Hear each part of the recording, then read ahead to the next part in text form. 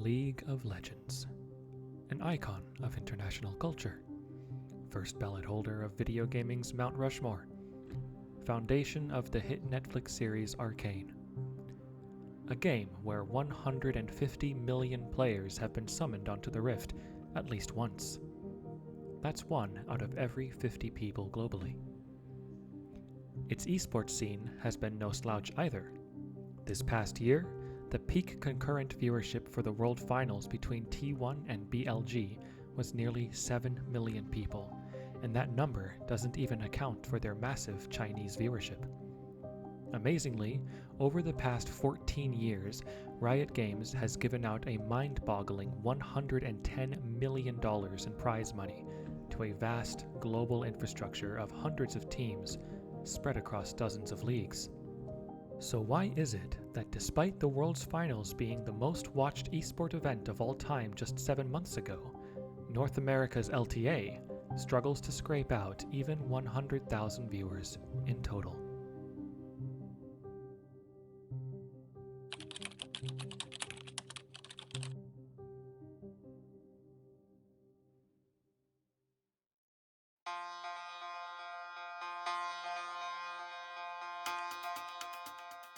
In 2018, the LCS was growing at an exceptional rate. Riot introduced franchising, Team Liquid was on the doorstep of their legendary four-peat, the scene was filled with superstar players like Doublelift, Meteos, Huni, Power of Evil, Bjergsen, Damonte, Jensen, and Xmithy, and the season wrapped up with a dominant Team Liquid finals performance in front of over 500,000 peak concurrent viewers. 2019 continued this success, featuring a strong narrative of rivals between players, great finals venues in St. Louis and Detroit, the four-peat being completed, and an iconic 5-game finals between TSM's Bjergsen and Team Liquid's Doublelift, reaching over 600,000 concurrent viewers. The North American viewer base was growing dramatically. In just 1 year, the peak viewership had increased by nearly 100,000. The sky was the limit. If only they could just keep doing what they were doing.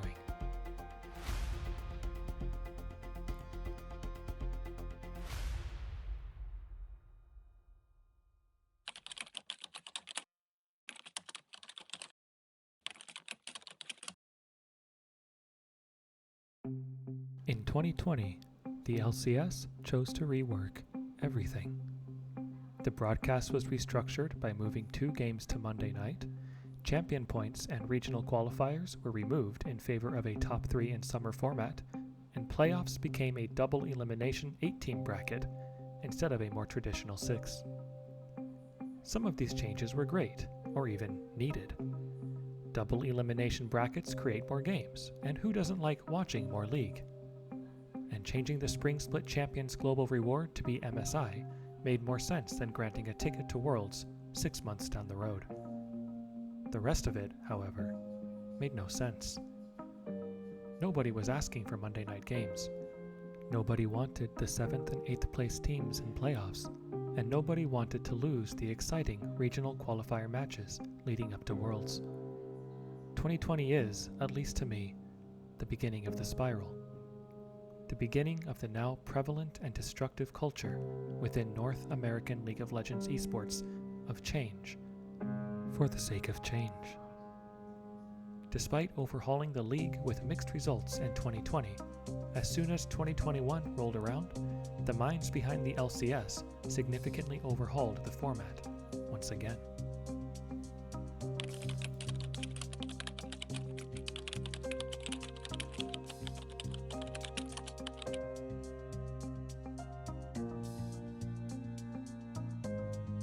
Surprisingly, these changes stuck. Fans liked the significant increase of played games, more grudge matches, and the sensible format of more games in summer. It felt good to tune in to our favorite team's matches 3 times a week and cheer them on, and starting the weekend off with a series of 5 Friday night games just felt good. Man, I hope Riot doesn't start to think we like watching games on weekdays.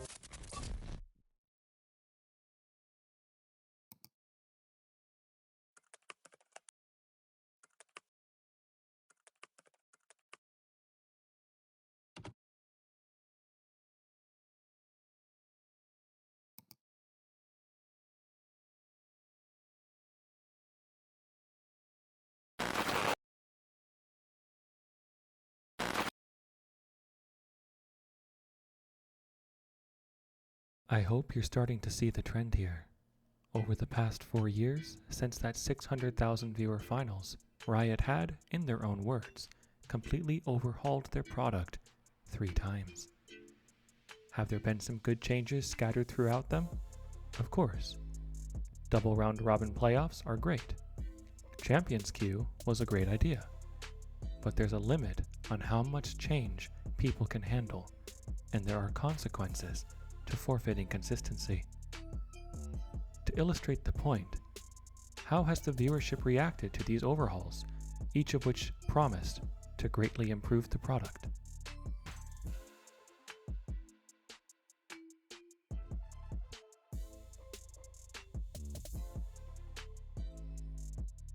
Reacting to the massive drop in viewership, 2024 saw yet another overhaul, changing the league from 10 to 8 teams, changing to best of 3s, moving the schedule back to weekends with a 2-week gap for Valorant, and the addition of Super Weeks.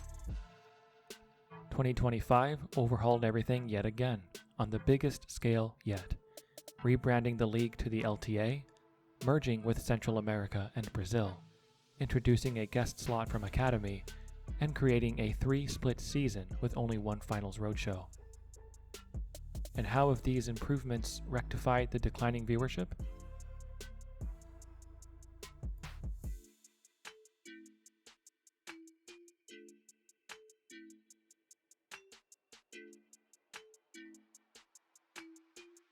Riot Games has patched League of Legends every 2 weeks for 15 years. Sometimes these are minor updates, but sometimes you get large overhauls of entire game systems. I fear this culture has infiltrated the LCS.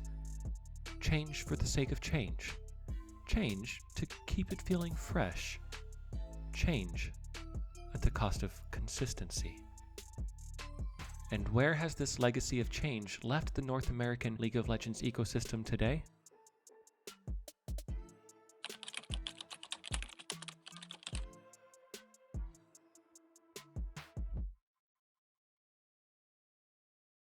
One of the most important aspects of any relationship is trust, built on honesty and transparency.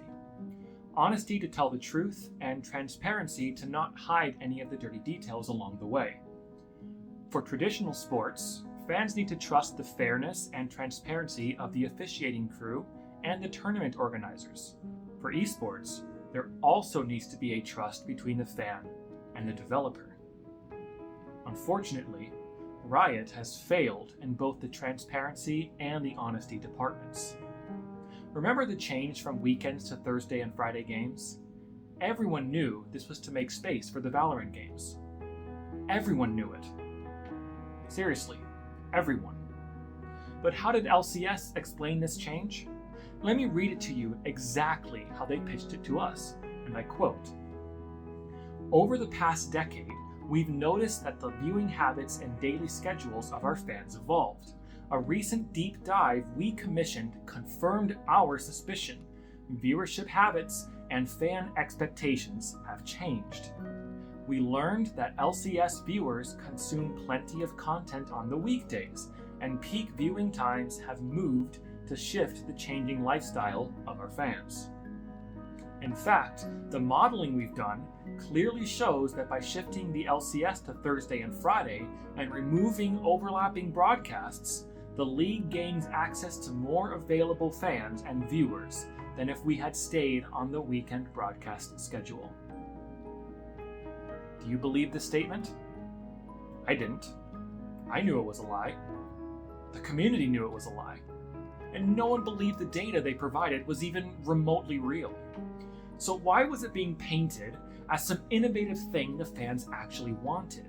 Why didn't Riot, at the very least, ask their fans directly? Why wasn't Riot simply transparent?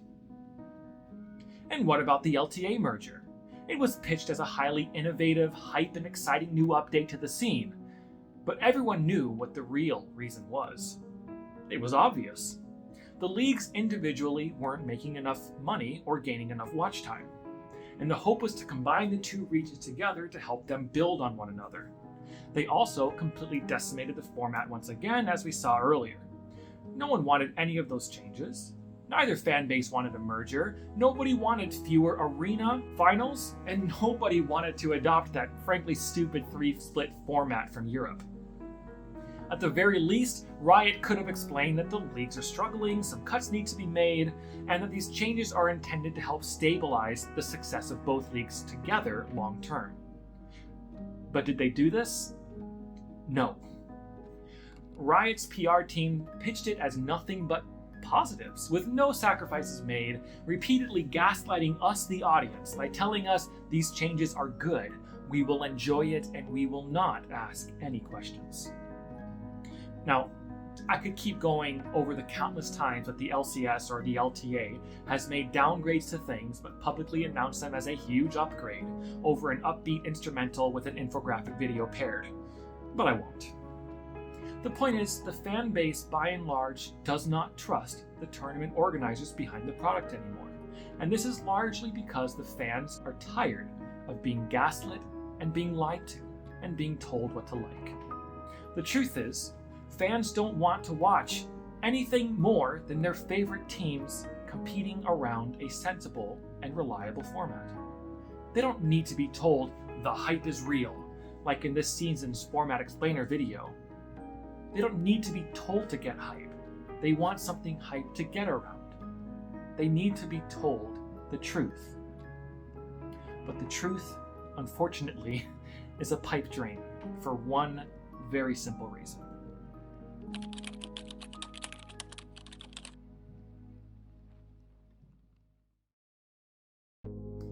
Talking about control, co-streaming is the major outlier here, and I think it stems from the desperation Riot feels from the implosion of viewership. Remember, viewership attracts the investors and advertisers, who in turn pay most of the bills. But outside of this, Riot have held their cards incredibly close to their own chest. So close, in fact, I'd argue they don't even fully understand what cards they even have. Up until the Esports World Cup was announced, Riot held exclusivity over the teams and their players. This means that without Riot's express consent or approval, teams are forbidden from participating in any other tournaments ever. And this permission was rarely given out at all, except for events like Intel Extreme Masters or the Asian Games. Riot has insisted over and over against allowing teams to host home show events as well, despite many teams showing significant interest. In Riot's defense, this was finally broken recently in Korea and Europe as well, but has yet to happen in North America. When we asked them about it a while ago, Riot responded that since they can't guarantee the quality of the product produced by the teams or leagues that will match their own standards, they don't want to take the risk of the standards being dropped or their product looking worse than it is. Perhaps in 2016 you had an argument. Perhaps in its prime, when your finals product was seemingly exponentially growing up to 1 million concurrent viewers and beyond, you could justify wanting some control over your league. I totally understand it. But now, no. It's time to drop the ego, Riot. It's time to facilitate the teams, not your league. It's time to help organize all the leagues across the world, both Tier 1, Tier 2, and beyond, and not ban them from building each other up. It's time to step back and let the teams attempt to thrive again, not be their dictator.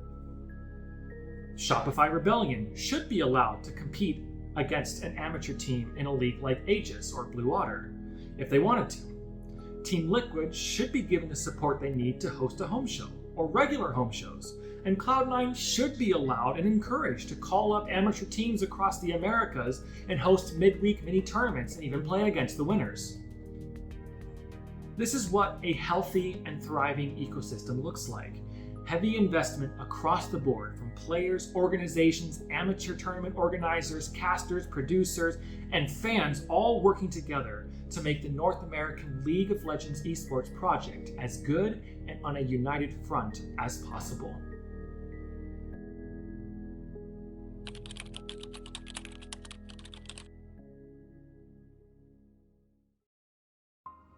one of the biggest barriers to a cohesive final product, at least to me, is a lack of a clear direction.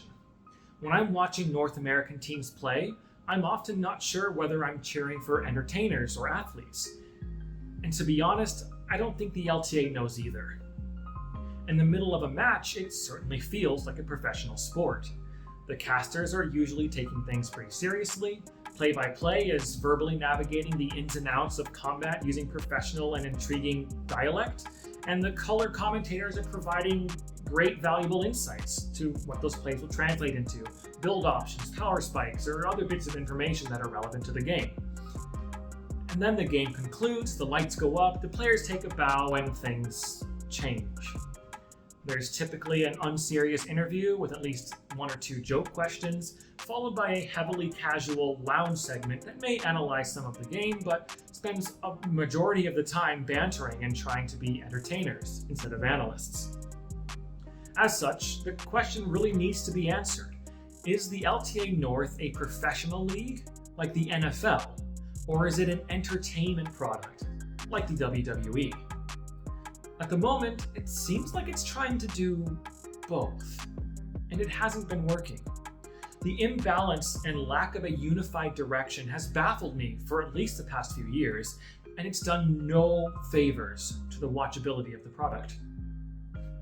When I watch the LCK, it certainly takes the angle of a highly streamlined and professional broadcast, saving the more entertaining, content-related pieces for the transitions between one series to the next, instead of tying them in to the series itself.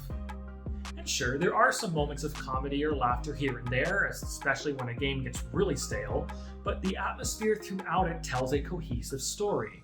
This is a professional sport. We take it seriously, and we want you to take it seriously. This cohesion does not exist for the LTA. And this is a problem that needs to be addressed if the North American League wants to get back on the map.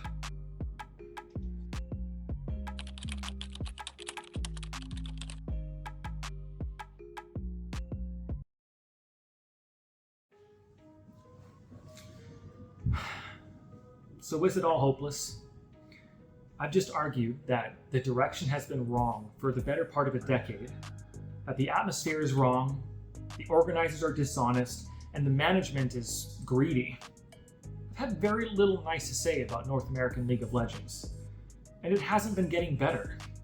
Even recently, detrimental problems are still occurring almost daily in the NACL, and the LTA's third split has fans so confused they're scrambling to Twitter to try to make sense of everything.